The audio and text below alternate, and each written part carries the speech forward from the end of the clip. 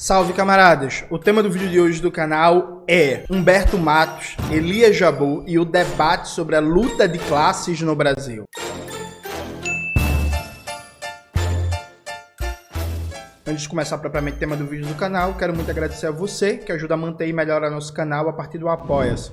Seu apoio é fundamental para a gente continuar o nosso trabalho. Note, na segunda-feira rolou um debate muito interessante, na verdade uma entrevista, né? Entre Humberto Matos entrevistando Elias Jabbour. Foi uma entrevista, embora Humberto, evidentemente, como eu faço, por exemplo, no meu canal, ele desenvolve bastante bem as perguntas. Então, embora seja uma entrevista, tem um pouco o caráter de debate. E aí tem um trecho que eu selecionei, que eu vou reagir com vocês, e eu vou fazer um debate sobre a luta de classes no Brasil, sobre a posição política dos comunistas, da esquerda radical, sobre o governo Lula e tal. Antes disso, eu quero fazer duas considerações preliminares. Primeira consideração preliminar é: quem assistiu a live viu que o Elias Jabbour, ele falou sobre debates, enfrentamentos que a gente teve ano passado, né? Eu fiz algumas críticas públicas ao Elias ano passado, na perspectiva que ele apresentou sobre o governo Lula, né? Muito centrado, acho que sintetizado na frase que o Elias citou, que o Rio não tem três margens e que não dá para ser oposição de esquerda ao governo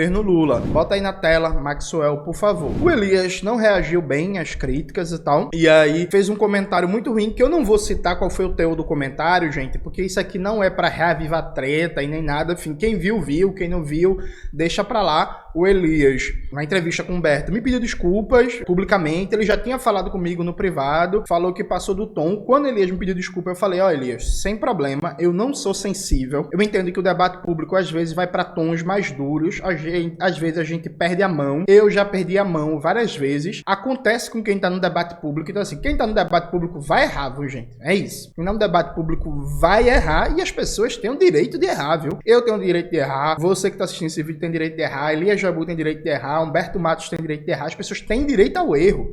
E assim, a pessoa errar uma, duas, três, quatro, cinco vezes, não significa que ela seja um miserável, um desgraçado, um canal. As pessoas erram, é da vida, né? E você tem que entender também as particularidades da conjuntura. Então, sei lá, por exemplo, dando um exemplo pra vocês, na eleição de 2022, eu tive embates públicos bem duros com o Davi Decache. A gente discordou em vários aspectos da tática eleitoral em 2022. O Decache não é só um amigo pra mim, mas é uma referência, né? Quem acompanha meu canal, quem acompanha minhas redes sociais, sabe que todo dia eu tô citando o Davi Decache no debate econômico brasileiro. Tem live do Davi Decache no canal, né? Pra quem quiser assistir. Então, assim, o Davi foi duro comigo, eu fui duro com ele em 2022 e zero problema. Assim, eu não sou sensívelzinho, tá ligado?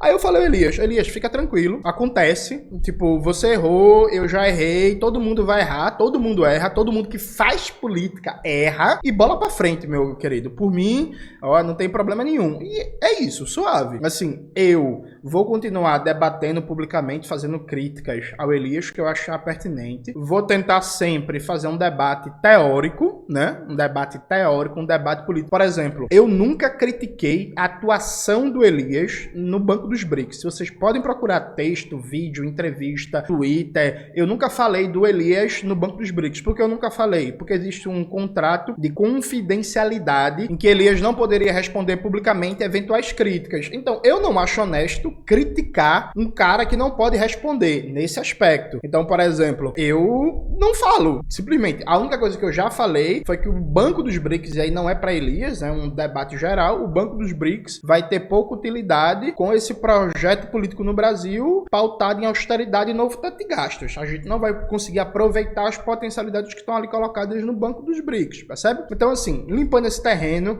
tá tudo certo. Eu e Elias, a gente tem o zap um do outro, volta e meia a gente conversa por lá, eu discordo dele, ele discorda de mim.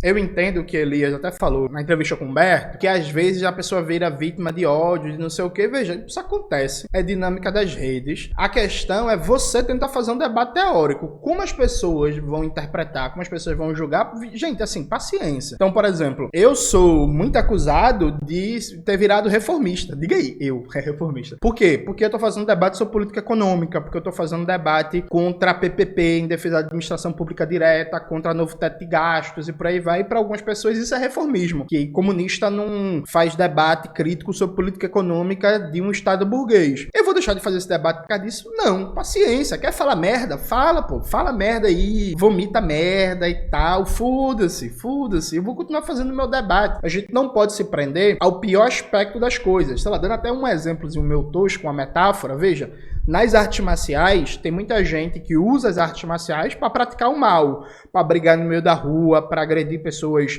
que não têm treino, para ser covarde e tal. Alguém, por causa desses maus exemplos, vai dizer que artes marciais é ruim em si, que não deve ser praticada, que deve ser proibida? Não. Mesma coisa com o debate público. Sim, tem muita gente, inclusive porque historicamente no Brasil a gente não é acostumado com a polêmica pública, com o debate público aberto, franco, direto. Há uma baixa cultura de crítica, de debate público, de inclusive ambiente democrático, né? Porque isso é parte de uma dinâmica democrática de um debate público de ideias, um debate teórico, um debate político e tal. Como a gente é pouco acostumado com isso, muita gente leva o debate para o lado pessoal e hater e ataque. Isso acontece, tá ligado? Mas assim, a gente não vai deixar de fazer o debate por causa disso. Sabe?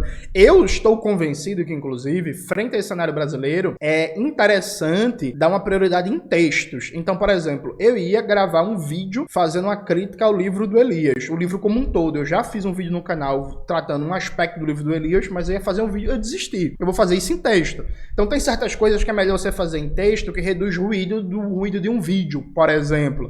Mas assim, o debate público é necessário. Feito esse preâmbulo, antes de entrar no trecho que eu quero, eu peço desculpas que o preâmbulo tá ficando meio grande. Tem outro ponto, assim, tem várias coisas ali que eu discordei e tal, tanto das respostas do Elias como da pergunta do Humberto. E aí, tranquilo, eu não vou debater a live inteira. Agora, tem uma coisa que o Humberto falou que, assim, desculpa, mas eu tenho que fazer uma contestação, uma crítica ao camarada Humberto. O camarada Humberto disse que o BNDES tem ali um papel muito importante, que dentro do governo, as pessoas que ele mais coloca fé, que tem iniciativas boas e tal, tá no BNDES. Veja, o BNDES tem um papel importantíssimo no Brasil. Assim, o BNDES pode ser um instrumento muito útil para a soberania nacional brasileira e para a nossa classe trabalhadora. Mas veja, Humberto Matos, meu camarada, o BNDES hoje é um instrumento de promoção de privatização de políticas e serviços públicos. O BNDES está financiando PPPs por todo o Brasil. Está financiando privatização na educação, na saúde, na cultura, na infraestrutura, no meio ambiente, privatização de presídio. Gente, assim, vamos lá. O governo Temer e o governo Bolsonaro transformaram o BNDES numa instituição para modelar PPPs, para modelar a privatização, para fazer estudo viabilizando privatização. Veja, o governo Lula continua com isso. O governo Raquel Lira aqui de Pernambuco, minha terra, pagou 16 milhões ao BNDES para o BNDES fazer um estudo para pensar o modelo de privatização da Compesa, a empresa estadual de águas, saneamento básico. Então, assim, o BNDES continua sendo uma agência para promoção de privatização Brasil afora. Aí tem gente que diz assim, Jones, mas se o BNDES não fizer, as empresas privadas ou os governos estaduais vão fazer. Falso, porque o BNDES tem uma capacidade de recurso, uma capacidade de volume, não é comparável e que a maioria dos estados da federação simplesmente não tem esse aporte. Então, assim, o BNDES está ajudando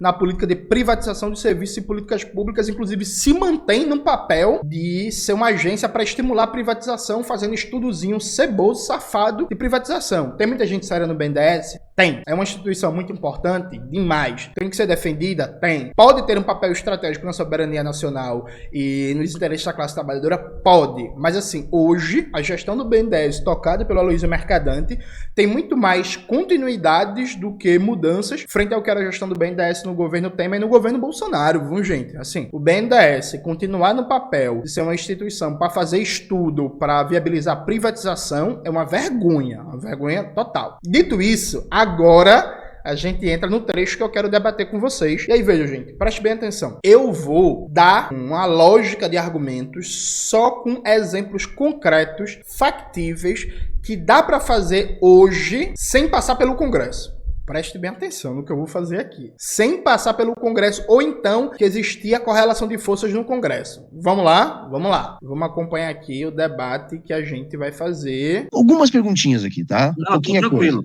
Não vou te tomar mais muito tempo. Não, eu tô aqui, tô bem à vontade.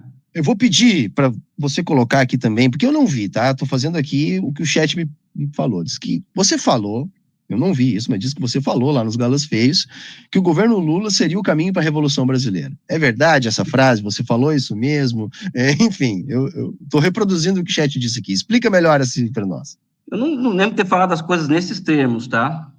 Eu acredito que existe no Brasil um bloco histórico sendo formado muito no calor da luta, no leito dos acontecimentos políticos. O João sempre falava, o João Amazonas falava para a gente, ou seja, os comunistas têm que atuar no leito dos acontecimentos políticos, não na margem dos acontecimentos políticos, né? Eu acho que existe um bloco histórico, eu sei que vai dar uma porradaria falando aqui, que é formado pelo PT, pelo PCdoB, pelo PSOL, por nacionalistas do PDT, por gente séria do PSB, ou seja, que vai sendo formado ao longo da luta pós-golpe, vamos dizer assim, né, e que chega ao governo brasileiro como núcleo de uma frente amplicíssima que chega ao governo em 2022, né, e que consegue, na minha visão, dentro do quadro internacional que vivemos hoje, uma vitória épica contra o fascismo, porque a tendência hoje é o fascismo, não é o socialismo. O Brasil consegue derrotar o fascismo, e só derrotou porque foi uma frente ampla, mas eu acredito que os germes de um salto dialético no Brasil hoje para uma formação econômico-social nova se encontra dentro desse bloco. Se isso vai ser... Vamos lá, gente, vamos começar. Assim, eu tenho sérias dúvidas se a vitória foi por causa da frente ampla. Para mim, a vitória foi por causa do Lula. Para mim, é inegável que em 2022 só a figura do Lula vencia o Bolsonaro.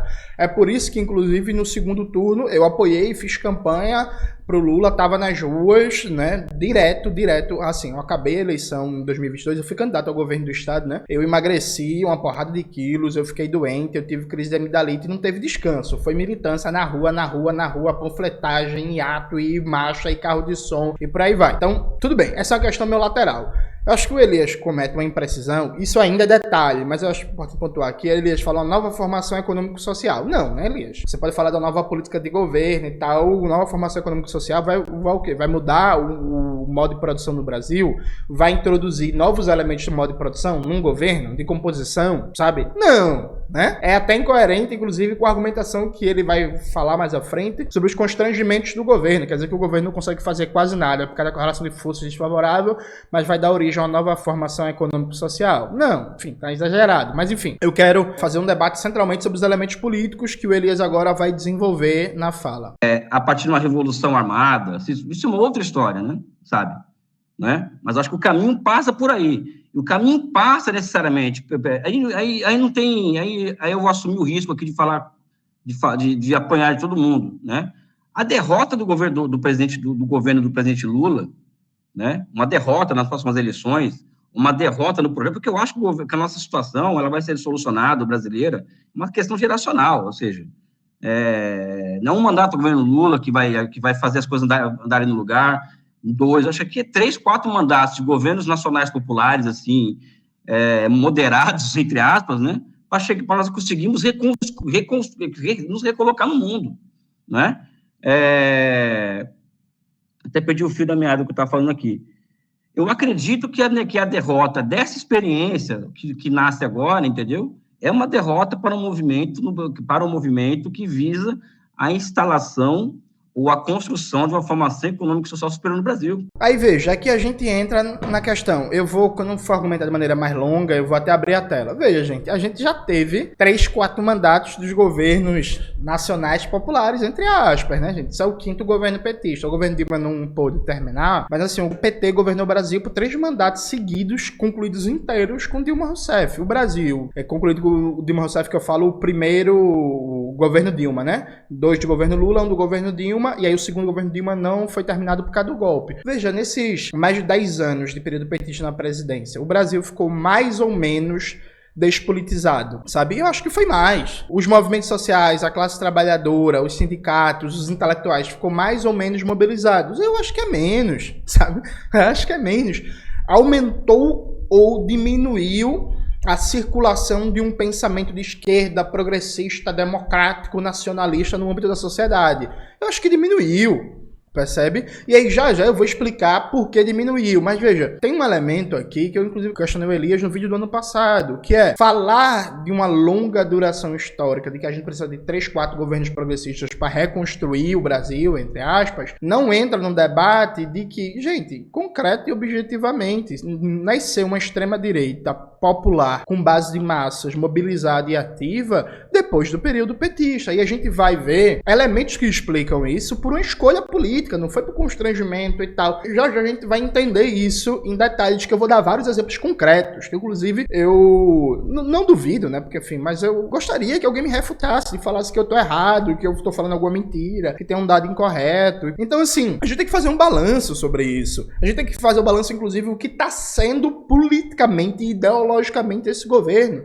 Primeiro ano do governo Lula. Então, por exemplo, qual é a consequência do primeiro ano do governo Lula? Do ponto de vista ideológico, a consequência é que o debate crítico na sociedade brasileira, acumulado nos últimos 7 anos sobre austeridade, contra teto de gastos, morreu. Morreu porque os partidos progressistas de esquerda, a maioria dos deputados, senadores, pré-candidatos, intelectuais, acadêmicos, mídia progressista, que passaram 7 anos seguidos criticando teto de gastos, criticando política de austeridade, chamaram o teto de gastos do Temer de PEC da morte, tá ligado? Agora legitima, passa pano, aprova o novo teto de gastos. Depois no canal eu vou até gravar um vídeo mostrando o antes e o depois do André Roncalha, só para dar um exemplo, o que ele falava sobre teto de gastos e austeridade, o que ele falava e o que ele fala hoje. É um desarme crítico generalizado, há uma perca de firmeza de projeto, de discurso político, crítico, contestatório, com capacidade de disputar a hegemonia na sociedade brasileira. Então assim, a gente tem que fazer um balanço sobre isso. Não é possível a gente achar que foi coincidência que depois de mais de 12 anos de governo petista, veio com muita facilidade o golpe de 2016 e a ascensão e a vitória da extrema-direita. Porque assim, gente, concretamente, no Brasil, foi o país da América do Sul que nos últimos 20 anos mais se deu golpe com facilidade. Se a gente for parar para pensar sobre alguns aspectos, até o golpe no Paraguai, quando Fernando Lugo, foi mais difícil de concretizar e manter por vários aspectos. Depois, eles conseguiram estabilizar, né, o regime. Mas assim, o golpe no Brasil foi quase que um passeio no parque.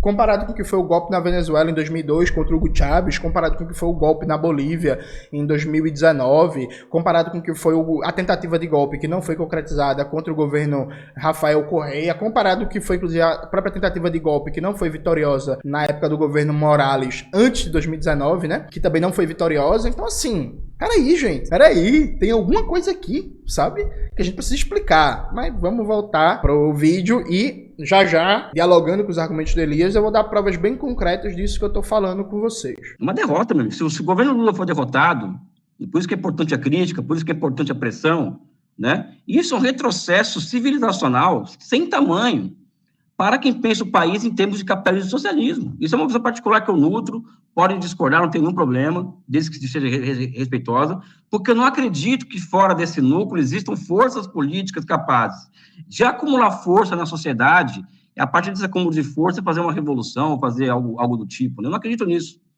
né? Então, por isso que eu acredito que hoje você tem 2 grandes blocos no Brasil hoje, que é a extrema-direita, né? E o PT e seus aliados, não que eu seja um puxadinho do PT, mas essa é a realidade. O povão vê o PT como um partido que, no Brasil, que defende o socialismo, cá entre nós, né? Não concordo com isso, mas é assim que as pessoas enxergam, né? Não havendo muito espaço, ou seja, né, para uma terceira via em relação a isso, seja uma via, entre aspas, radical, uma via Ciro Gomes nessa batalha.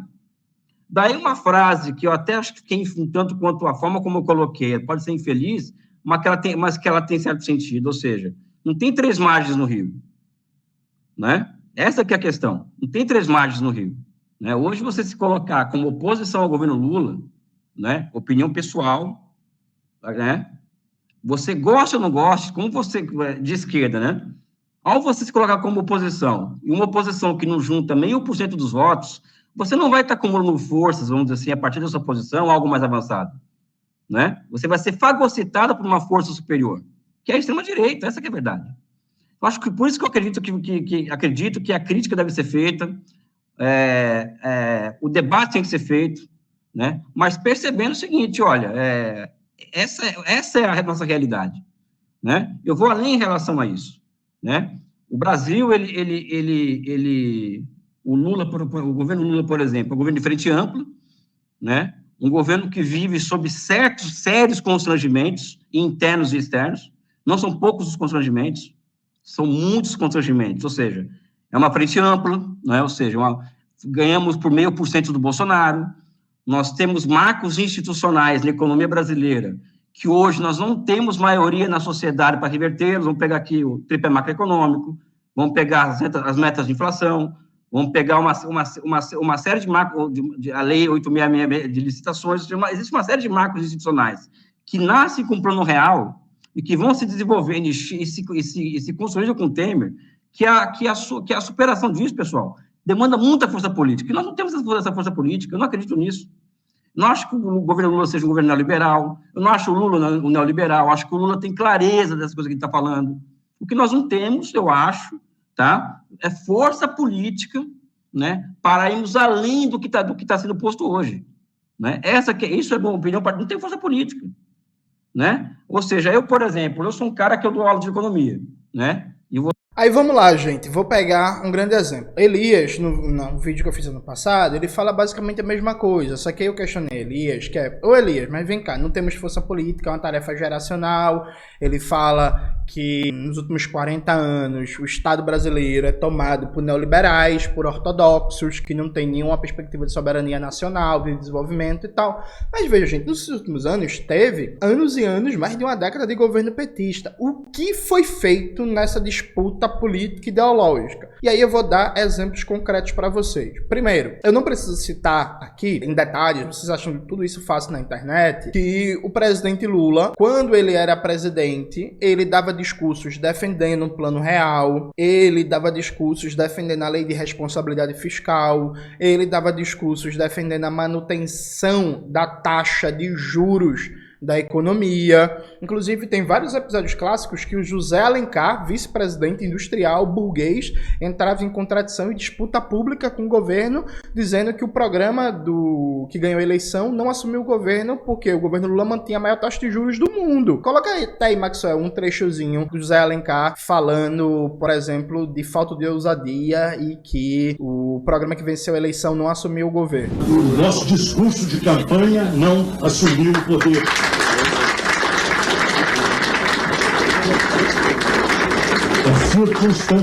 É circunstancial.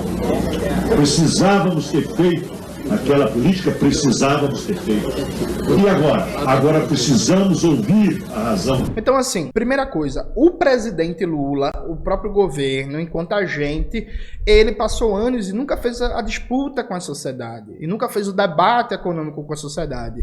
O pressuposto, inclusive, do governo Lula foi assumir o legado de FHC, mudando vários aspectos da política econômica. A política econômica não é a mesma, mas assumindo o legado de FHC. Então vamos manter a desvinculação de receitas da União, vamos manter a lei de responsabilidade fiscal, vamos manter o regime de metas de inflação, vamos manter as privatizações, vamos manter a desregulamentação de setores estratégicos da economia via agências reguladoras e esse modelo frouxo de agências reguladoras que entrega tudo para o mercado privado, vamos manter a abertura comercial, vão manter consistentemente as maiores taxas de juros do mundo. E o governo não só manteve isso porque não tinha correlação de forças para mudar, ele passou a defender. Veja, gente, tem vídeos do Lula tirando onda, rindo, fazendo graça para empresário, dizendo que ninguém que fica velho se mantém de esquerda. Lula dizendo que ele era liberal. Gente, bota aí na tela, Maxwell, por favor. Todo mundo conhece isso. Lula dizendo que ele era liberal, gente. Assim, vamos lá. Aí a gente pode dar vários e vários exemplos desse governo que abriu mão da disputa ideológica, inclusive não ajudou a formar uma nova geração crítica, né, comprometida com transformações profundas no interesse da classe trabalhadora. Vamos primeiro dar exemplos de fora. Veja, é pão comido em todas as outras experiências progressistas da América Latina, tirando a experiência do Fernando Lugo no Paraguai e a experiência da Michelle Bachelet no Chile, a experiência na Venezuela, na Bolívia, no Equador, Equador, até na moderadíssima Argentina da Cristina Kirchner, o que é que os caras fazem quando chegam ao governo? Eles usam os instrumentos de governo para pautar o debate público e para condicionar a formação de uma nova geração alinhada aos valores do projeto. Então, por exemplo, na Bolívia, o Álvaro Garcia Linera, vice-presidente da República, criou, ligado à vice-presidência da República, uma biblioteca, né, uma política editorial em que a vice-presidência da República da Bolívia, do Estado Plurinacional da Bolívia, publicava livros de Marx, publicava livros de pensadores e pensadoras marxistas da Argentina, da Venezuela, do Equador, do Peru, da Bolívia e por aí vai. Estimulava, por exemplo,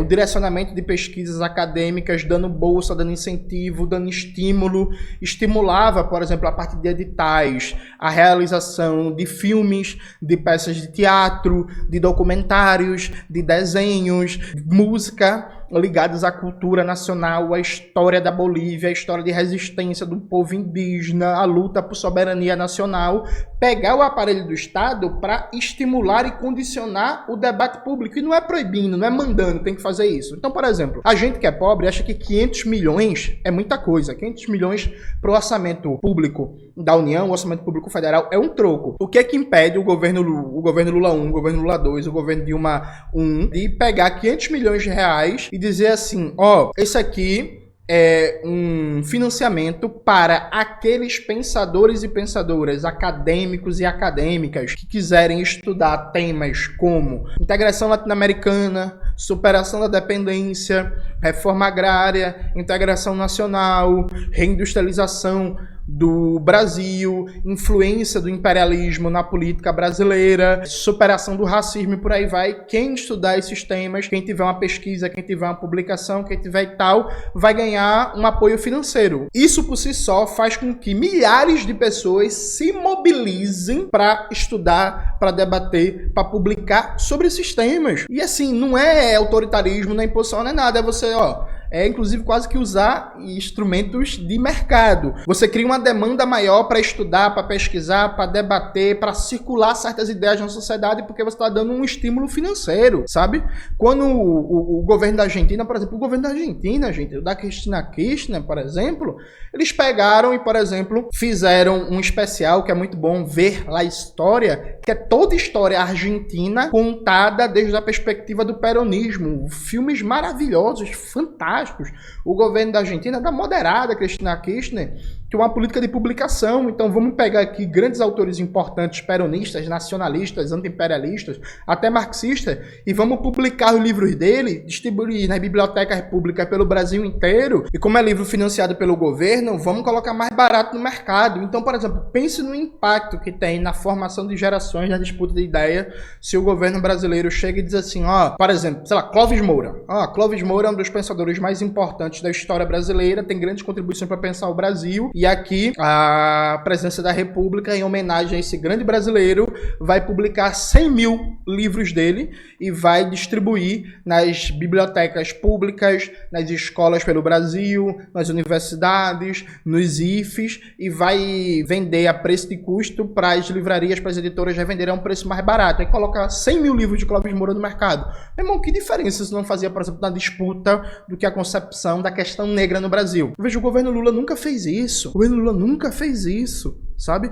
E é um negócio que faz o López Obrador no México, é um negócio que fazia a Cristina Kirchner na Argentina. É por isso, dentre outras coisas, inclusive, que o peronismo tem tanta força. Não só isso, né? Mas esse é um dos elementos que explica a força, a solidez da tradição cultural e teórica do peronismo. É um negócio que se faz na Bolívia, é um negócio que se faz na Venezuela, é um negócio que se fazia no Equador. E mesmo quando a galera perde, como é o caso, por exemplo, do Equador, como é o caso, por exemplo, da Argentina, há uma solidez, há uma força maior, uma capacidade hegemônica sobre os setores da sociedade gigantesca. Aqui no Brasil isso nunca foi feito. Gente, o grau aqui é tão absurdo, que essa história, por exemplo, eu já contei várias vezes no canal, quem me contou foi um dirigente do PT, da tendência lá da democracia socialista. Esse dirigente do PT chegou pro Fernando Haddad, dizendo assim, ó, Haddad, vem cá, tem muito estudante aí da classe trabalhadora que tá indo para essas faculdades privadas a partir de FIES, de ProUni, esses ambientes são ambientes majoritariamente liberais, elitistas e tal, a gente precisa se preocupar com essa galera, a gente precisa dar formação política, então vamos criar um encontro de estudantes do ProUni. A ideia era basicamente o seguinte: o governo federal só ia garantir, por exemplo,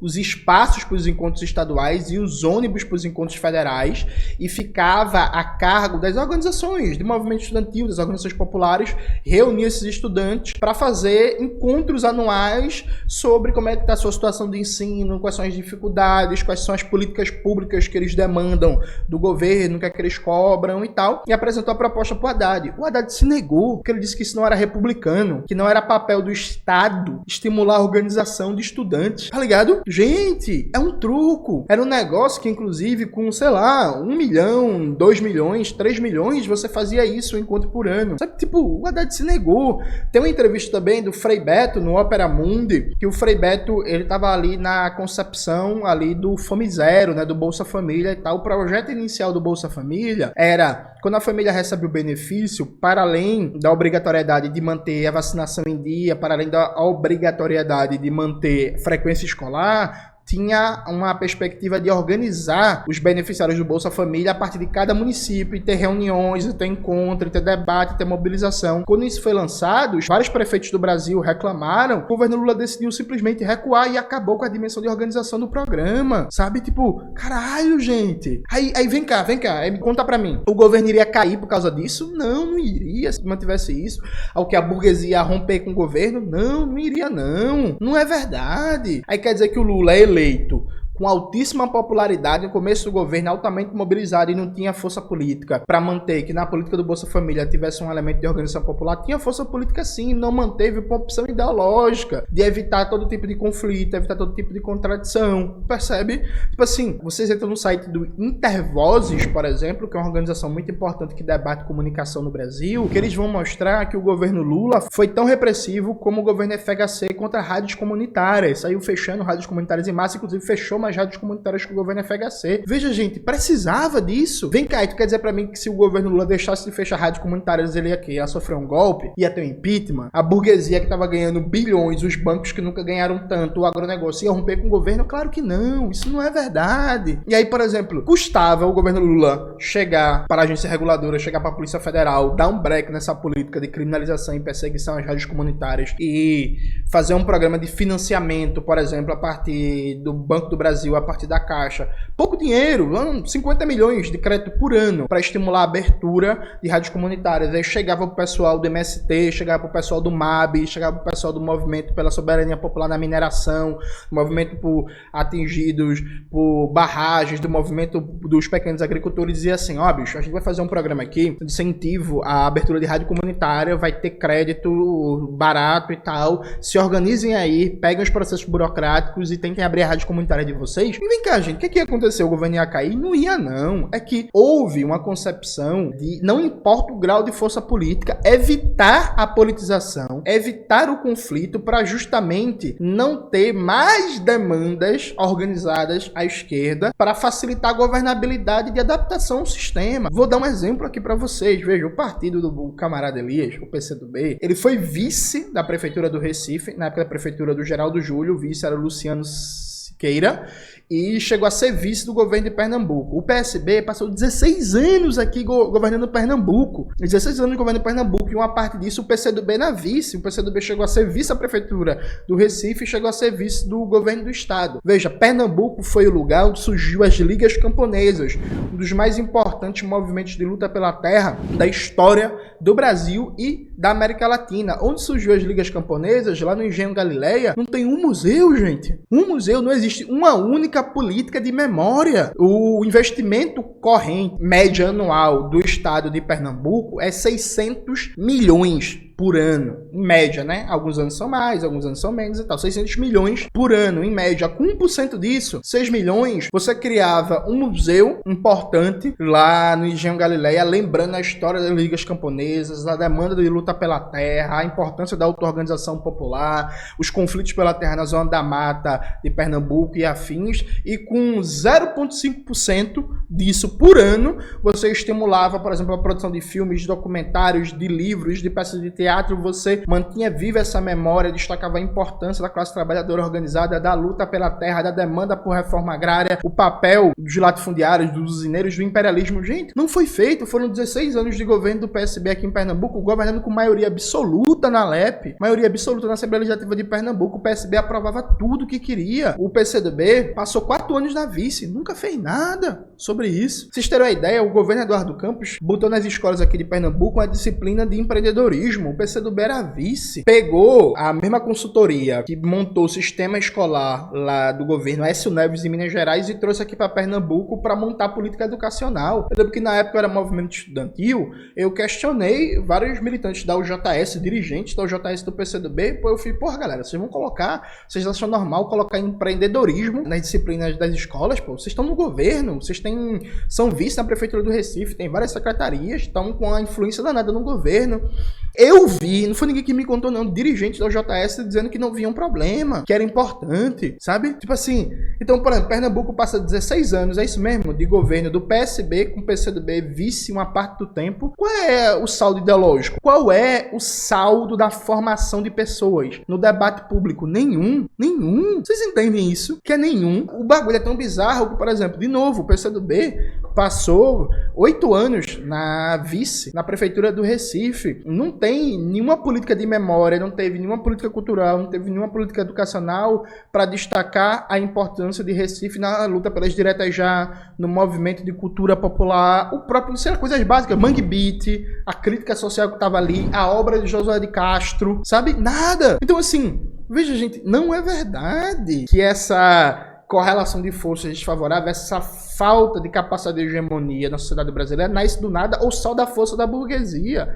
Há uma opção deliberada de não fazer a disputa ideológica. Agora, o governo Lula 3, de novo, me diga, eu desafio qualquer pessoa a me mostrar qualquer política cultural do governo Lula, cultural e educacional, direcionada a formar e disputar as novas gerações. Não tem, gente. Tem na Argentina, no peronismo, tem na Venezuela, tem na Bolívia, tem na Colômbia agora com Gustavo Petro, sabe? Tem no México com o López Obrador, que é moderadíssimo. Não sei nem se dá pra chamar o López Obrador de esquerda, talvez uma centro-esquerda seja mais adequado, mas tem menos no Brasil, entende? Então, assim, não dá pra fazer esse debate assim abstrato. Não dá pra desconsiderar que, por exemplo, o Camilo Santana, veja, não foi porque o Jorge Paulo Lemann estava muito forte em 2023, porque teve pressão do Congresso. Veja, não foi pressão do Congresso. Foi porque o Camilo Santana e os principais quadros ali no Ministério da Educação, a Isolda Sela e o Vevel, eles são aliados de longa data da Fundação Lema. Fizeram um contrato bilionário com a Fundação Lema. No ano em que o Lema estava enrolado com negócios americanos, a maior fraude da história do capitalismo, com vários problemas. Os caras fecharam um contrato do MEC com a Fundação Lema. Então, ao invés de usar o MEC, por exemplo, para fazer uma política de estimular a formação de novas gerações, a disputa de ideias, a disputa de debate público, fecharam um contrato com a Fundação Lema. Alguém pode dizer assim, Jones, mas é correlação de forças. Mentira, me mostre no Congresso, me mostre alguma bancada de partido, me mostre alguma bancada temática que estava exigindo, que estava fazendo pressão para o governador Camilo Santana assinar um contrato milionário com a Fundação Lema. Não tem não, gente. Tipo assim,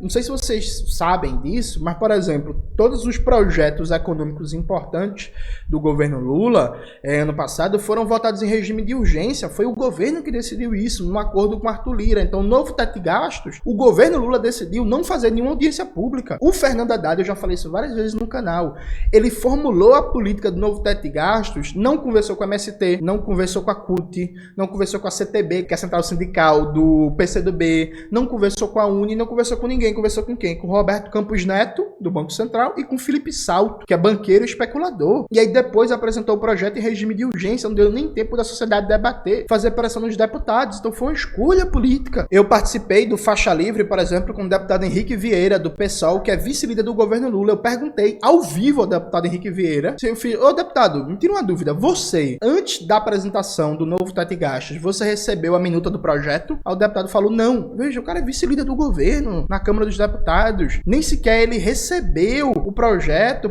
para debater, para dar sugestões, para dizer assim, ó, vamos acertar uma estratégia aqui no Congresso para disputar isso, para disputar aquilo, para reduzir danos. Eu já perguntei também, ao vivo, no Opera Mundi, debatendo com a Iole Ilíada, que é filiada ao PT e que é membro da Fundação Perseu Abramo. Perguntei, Iole, tu recebeu o projeto do novo teto de gastos antes dele ser apresentado? Ela falou, não, veja, gente, os filiados do PT não foram informados, não foram mobilizados, não teve uma única orientação do governo para dizer assim, ó, ele vai apresentar uma nova política fiscal. Essa política fiscal é importante pra gente. A orientação de disputa é SSS. Sabe qual foi? A única orientação foi, ó, a política tá apresentada, todo mundo defende e ninguém faz crítica. Gente, é verdade ou é mentira isso? O Elias Jabbour, ele é do Comitê Central do PCdoB. O Elias Jabbour, ele não é consultado para nada enquanto membro do partido. Veja, inclusive, eu sei disso que é informação de bastidor, claro que é provável que o Elias não possa falar isso em público, porque são questões do partido dele. Mas veja, os economistas do PCdoB não são consultados pelo Fernando Haddad. Os economistas do PSOL não são consultados pelo Fernando Haddad. Os próprios economistas do PT, que são assessores de bancada, não são consultados pelo Fernando Haddad. Veja, gente, o Fernando Haddad, o Ministério da Fazenda, para formular as políticas econômicas, ele não consulta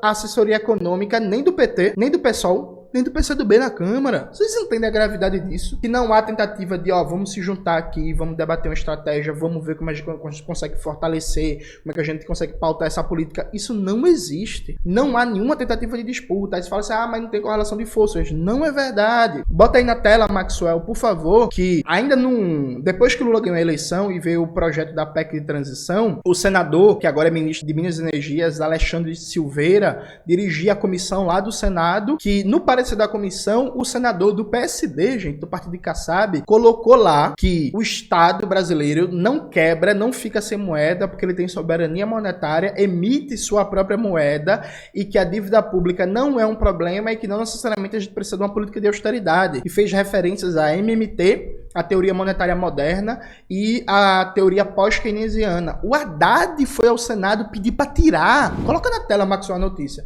Veja, gente, eu preciso inclusive fazer um vídeo do canal específico sobre isso, para mostrar para vocês que quando o governo Lula enviou a proposta de PEC de transição, o Senado achou muito rebaixado e o Renan Calheiros e o Omar Aziz articularam para acabar com o novo teto de gastos e o governo não quis. O governo não quis. O governo Lula... É isso mesmo, gente. É isso mesmo. Existia força política no Senado para pautar o fim do teto de gastos. Sabe por quê? Porque o Renan Calheiros é de esquerda? Porque o Omar Aziz é de esquerda? Não. Porque a partir do momento que surgiu o teto de gastos com o tema, isso aumentou o poder da Câmara dos Deputados, que em seguida ao teto de gastos surgiu o orçamento secreto, emendas do relator e tudo isso, né? E aí o que é que o Renan Calheiros, boa parte do PMDB e do PSD queriam? Eles queriam acabar com o teto de gastos, voltar às regras fiscais como estava antes do teto de gastos do Temer para reduzir o poder do Arthur Lira. O Renan Calheiros em especial, porque o Renan Calheiros é de Alagoas e ele disputa a base política em Alagoas com o Arthur Lira, né? Então a família Calheiros e a família Lira ali disputam.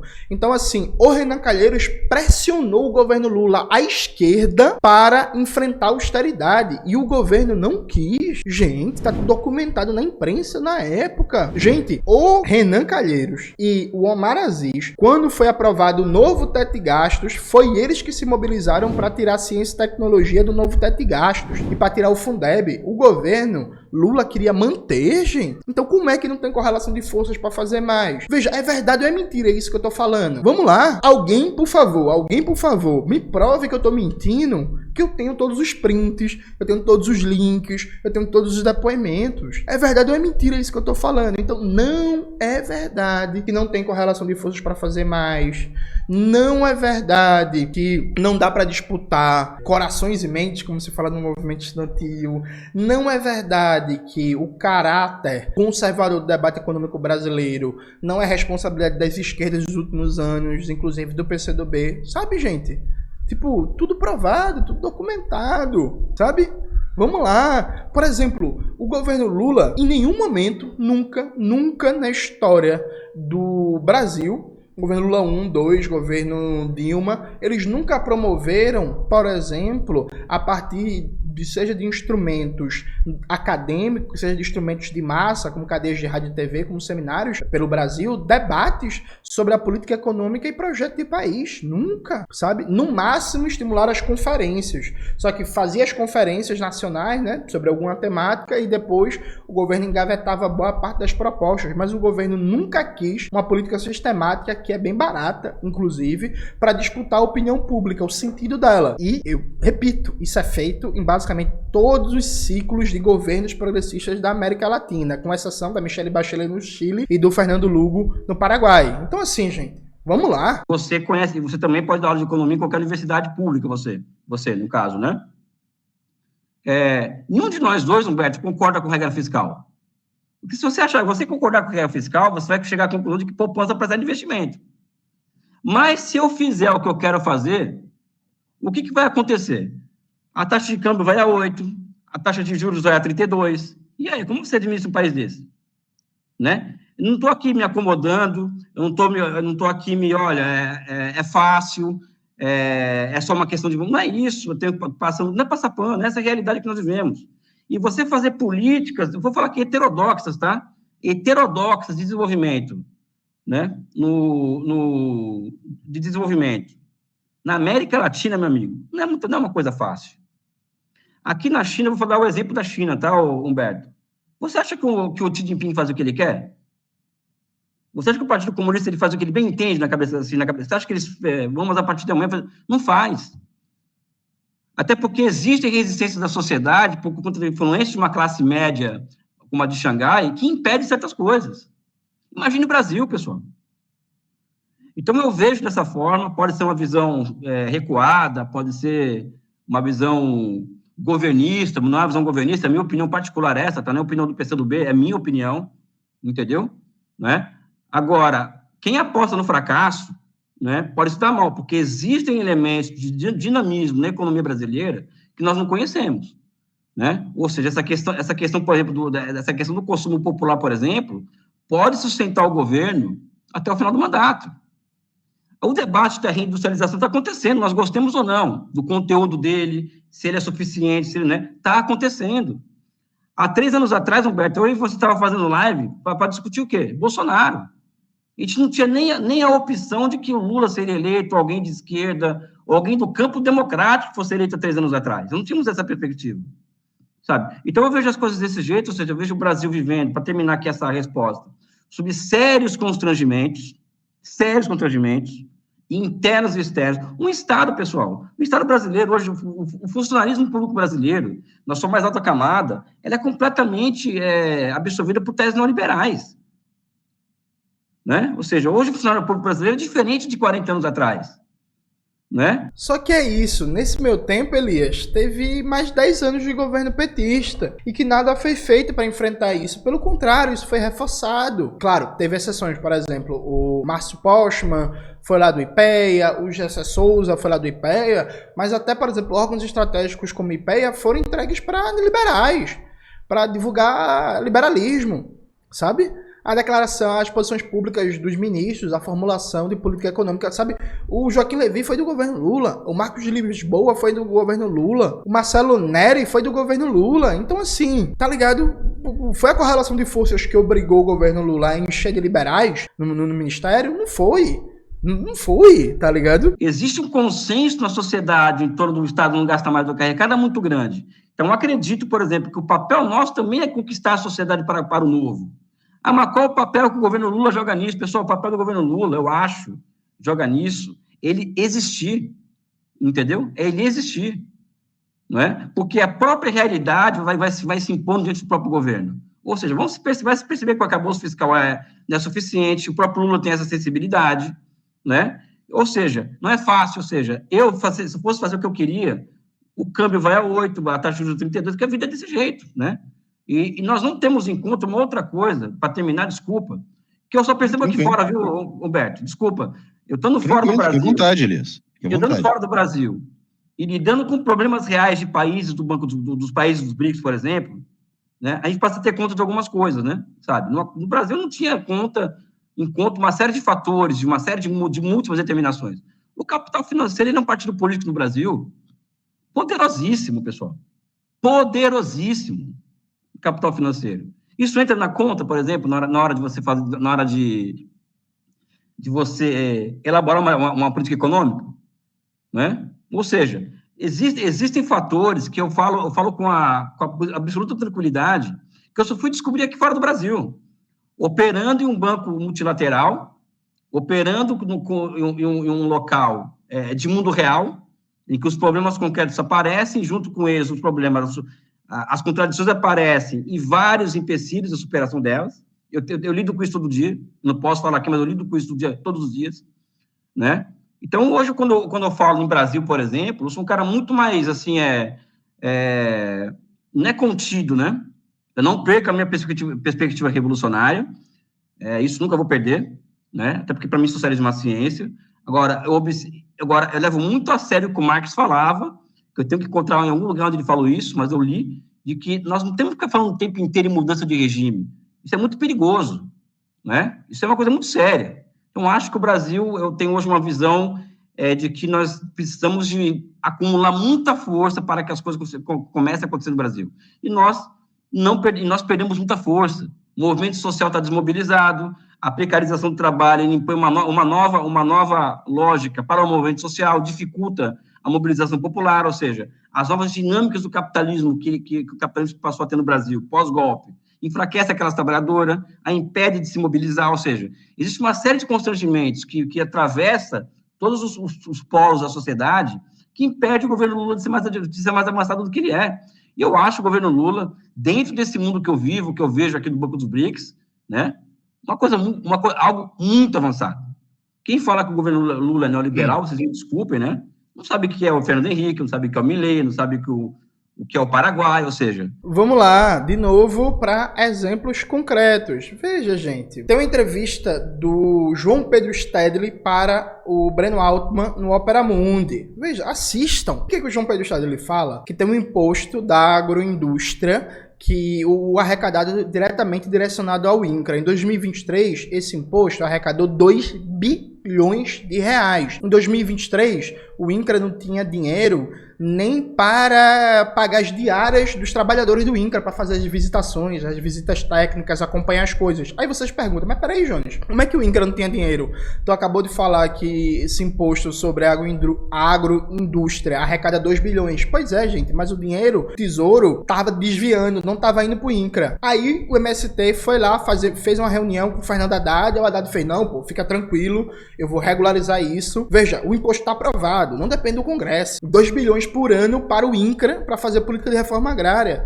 Isso até agora não foi regularizado. Aí vem cá, a correlação de forças que está impedindo o governo de cumprir a lei, só cumprir a lei. Alguém pode dizer assim, mas Júnior, mas se cumprir a lei, aí a bancada do agro vai tentar mudar isso. Veja, não necessariamente, isso não é verdade, sabe? Isso não é verdade. É uma opção ideológica do governo. Alguém, por exemplo, pode chegar para mim e falar assim, mas João Nunes, você não entende a correlação de forças. Pelo contrário, eu entendo tanto a correlação de forças que por que eu critico tanto o governo Lula por manter o PPI? Porque quando o governo Lula assumiu, não existia, o PPI não da Petrobras, viu, gente? O PPI é o Programa de Parceria de Investimento que estimula a privatização de vários setores de políticas públicas, né? Eu já falei várias vezes aqui no canal, que permite a privatização de presídios e tal. Veja, quando o governo Lula assume, o PPI, criado pelo Michel Temer, tem vídeo no canal recente, né, como o PT dá continuidade à política do Michel Temer. O PPI estava muito desmoralizado porque ele sofreu derrotas muito duras no governo Bolsonaro. O governo Bolsonaro queria colocar unidade básica de saúde no PPI e não conseguiu, voltou atrás. E aí tem até matéria, por exemplo, no Brasil de Fato, Bolsonaro tenta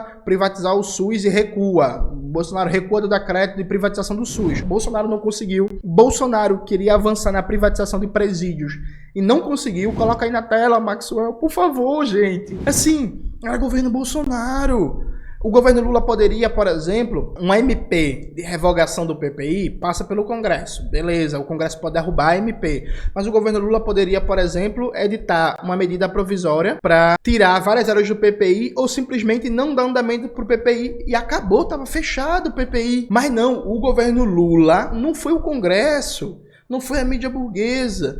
Por convicção ideológica, montou uma equipe econômica do Ministério da Fazenda e do Planejamento, em que basicamente só tem liberais e liberais especializados em parceria público-privada. Então, por exemplo, foi o que o Fernando Haddad fez. Ele pegou o Rogério Seron, bota a foto aí, Maxwell, dele na tela.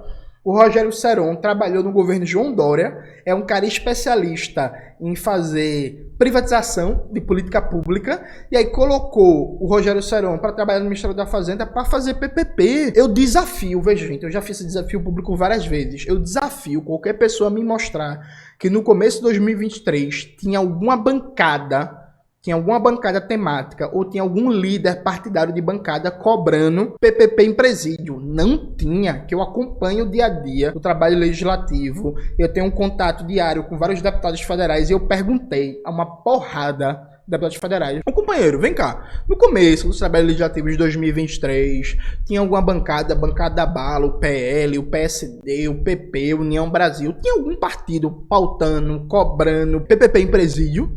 E não tinha. Foi uma decisão ideológica do governo, gente. Alguém me prove se eu estou errado, por favor. Então a gente não, né?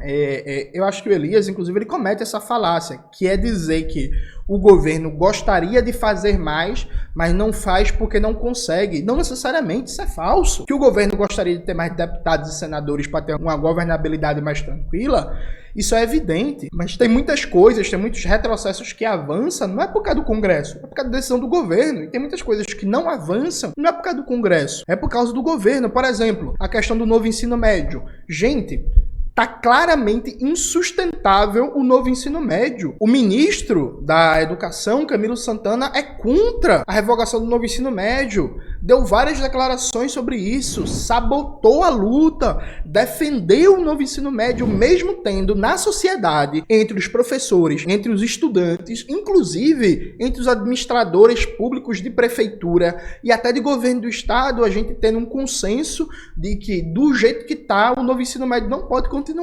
Então a gente conseguiu um consenso na sociedade que aquilo, no mínimo, precisa de mudança. No mínimo. Eu não digo que existe um consenso para derrubar o novo ensino médio. Isso realmente não tá. Isso é meio que a ala esquerda do movimento da educação, que faz a crítica, que faz o debate, que defende isso. Mas assim, se criou um consenso na sociedade que não dá para continuar do jeito que estava. E o ministro fez o papel de defender, gente. Foi ou não foi? Dava para ter avançado muito mais se o MEC tivesse comprado a luta por derrubar o novo ensino médio. Isso está provado, isso está documentado. Tem um texto muito bom do Fernando Cássio, por exemplo, na Carta Capital, descrevendo isso. Peraí, gente, não é verdade que o governo quer fazer mais e não dá para avançar por causa do Congresso, por causa da correlação de forças na sociedade. Isso não é verdade. Ninguém está cobrando aqui do governo Lula que seja um governo revolucionário e tal. Veja, a única coisa que eu cobro do governo Lula é que o governo tente cumprir as promessas de campanha. Ninguém nunca me viu eu fazer mais do que isso. Tente, veja, e olhe que eu uso o termo tentar. Eu nem acho que necessariamente o governo vai conseguir tudo, mas que tente cumprir as promessas de campanha. É só isso que eu cobro. É muita coisa, gente. É muita coisa. Não é não, né? Eu acho que o governo Lula ele é um governo de unidade de contrários, como qualquer governo no Brasil é, desde 1922, né? Assim como o próprio gabinete do Kizar tinha pró-germânicos e pró-anglófonos, os governos brasileiros também têm isso, né? Então, acho que a gente tem que observar as coisas com um pouco mais, não de sofisticação, né? Um pouco mais de cuidado, entendeu? Um pouco mais de serenidade, porque o mundo não está para brincadeira, pessoal. O mundo não está para brincadeira. Não está fácil. Não está fácil. Achar que o Brasil pode encarar uma política uma política keynesiana, não vai. Tirem isso da cabeça, pessoal, por enquanto. Infelizmente, eu queria que fosse diferente. Queria muito que fosse diferente. Pode me criticar à vontade, eu aceito a crítica e certamente vou aprender com a crítica de vocês. Camarada, assim, eu acho que esse é o grande debate. Esse é um grande debate, eu acho que a gente poderia colocar aqui. Eu concordo com quase tudo que você falou. Eu acho que as limitações são essas mesmo, né? Eu acho que não há espaço. Mas, como eu disse, é um grande debate, porque... Veja, Humberto, não é verdade que não há espaço, né? Não é verdade, Humberto. Eu acabei de dar, inclusive, vários exemplos aqui de que há espaço para fazer diferente, tanto para avançar um pouquinho quando não retroceder, e o governo não fez por decisão ideológica. É isso, não é verdade. Também tem as questões da ousadia, né? Quem me acompanha aqui também sabe, eu brinco que dos comunistas eu sou um dos mais simpáticos ao Lula, né? Eu não partilho dessa ideia de que o Lula é neoliberal. Eu acho que o governo dele, bom, aí é uma outra discussão, porque aí nós teríamos que ver todas as limitações, se é possível não fazer. Aliás, foi o argumento que eu utilizei no vídeo onde eu entrei na polêmica lá da declaração de Jones que o Lula seria neoliberal. O meu argumento basicamente foi o seguinte: Lula, pessoa física, não é neoliberal, acho que não é, mas o governo é, porque todo o governo da periferia do sistema capitalista, né, que não passou por um processo revolucionário, há de ser, né, porque a conjuntura é essa. Então aí... Veja, isso não é verdade também, Humberto. Veja, todo o Estado capitalista dependente que não passou por uma revolução é neoliberal. Se o governo, enquanto política de governo, contribui para a reprodução do neoliberalismo ou não, já é outra coisa. Por exemplo, o governo Gustavo Petro na Colômbia não é um governo neoliberal, mas é um governo que está no Estado neoliberal. O governo Hugo Chávez, na Venezuela, não era um governo neoliberal, mas era um governo que estava sob a determinação da época histórica do neoliberalismo. O governo do Evo Morales, na Bolívia, não é neoliberal, mas, sabe? Então, assim, uma coisa é o Estado. De fato, isso aí é inegável, Humberto. É o básico beabá do marxismo que o Humberto está falando aí. Sob a época histórica capitalista para a periferia do sistema capitalista que a gente vive hoje, todo o Estado, toda a economia vai ser neoliberal. Agora, isso não significa necessariamente que o governo é neoliberal. O governo Evo Morales não era neoliberal, o governo Hugo Chávez não era neoliberal, o governo Rafael Correa muito mais rebaixado, mas tinha várias contradições e enfrentamentos ao neoliberalismo, e o governo Petro não é neoliberal, o governo Lula é. E assim, CPF, pessoa física, a prática é o critério da verdade, né, gente? A prática... A pergunta simples é: esse projeto de governo, ele está acumulando forças para enfrentar e superar o neoliberalismo, ou ele está fazendo a gestão do neoliberalismo? Aí é isso. Ah, mas ele faz a gestão do neoliberalismo com dor na consciência. Aí, meu amigo, foda-se, assim, tipo, sabe? Não importa se faz com dor na consciência ou se faz feliz. O que é importante é a prática política, né? Aí eu vou concordar com Elias no sentido de que não tem muito o que fazer, não dá para aplicar no Brasil sequer uma política keynesiana mais ousada. Não dá, não há margem política para isso. Eu vou concordar com Elias. Também vou concordar com Elias que a vitória sobre Bolsonaro foi algo extraordinário. Eu tenho repetido isso aqui quase todos os dias, uma coisa que eu chamo de zeitgeist fascista, né, que no mundo. Então há uma ascensão do fascismo. O fascismo não se derrota nas urnas, é algo que a gente tem que virar isso no jogo social. E o Lula venceu o Bolsonaro aqui só porque é o Lula, que é uma figura de uma envergadura histórica muito grande, que conseguiu fazer esse projeto de frente ampla, e se não fosse isso, não teria ganhado, e essa vitória, ela foi fundamental. Então, eu concordo com tudo isso que o Elias falou, foi fundamental, porque senão hoje nós estaríamos numa posição de luta bastante mais difícil, concordo. Outra coisa que eu concordo com o Elias e que eu repito aqui, é que a esquerda radical fala muito que a gente tem que superar o Lula, concordo, a gente tem que superar o Lula, mas isso não pode ser apenas uma abstração, né? Isso tem que ser real.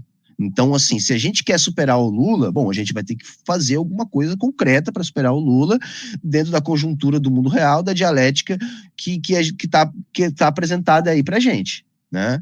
E a gente está longe disso, tudo isso eu concordo. A questão do Lula, do PT, colaborarem para um processo revolucionário, eu já acho mais delicada, né? Eu já acho mais delicada pela própria natureza dos governos do PT.